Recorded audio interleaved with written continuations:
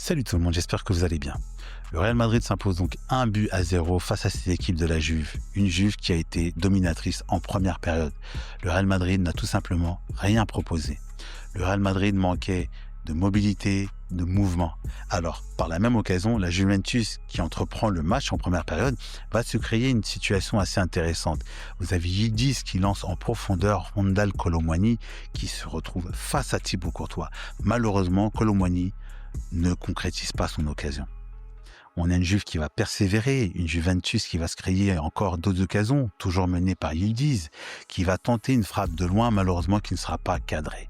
Fans de foot, supporters de la Juve, supporters de l'équipe madrilène, quand vous avez des occasions franches comme ça, alors il est recommandé de marquer des buts face à cette équipe du Real Madrid, parce que sinon, vous risquez d'être puni. Et c'est ce qui s'est passé en seconde période. Un Real Madrid un peu plus entreprenant qui va dominer son sujet.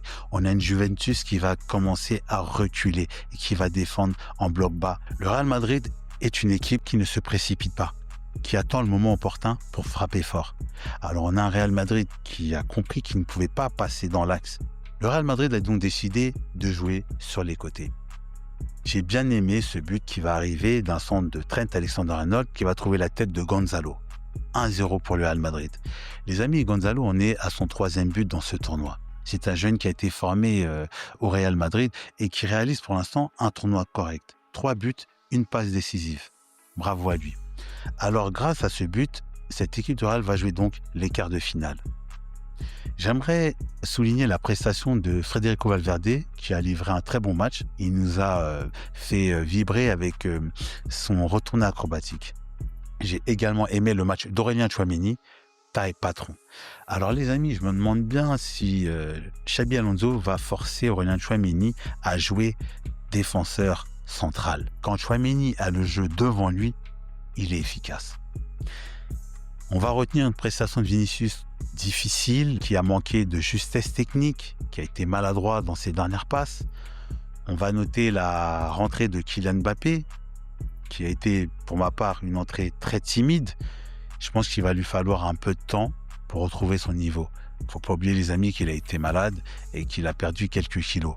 Là, il revient, c'est de bonne augure pour la suite, pour le Real Madrid, en espérant qu'il retrouve assez rapidement son niveau et qu'il fasse vibrer les supporters madrilènes. La Juventus aurait pu repartir par 2-3 buts d'écart. Le score final sera seulement de 1-0.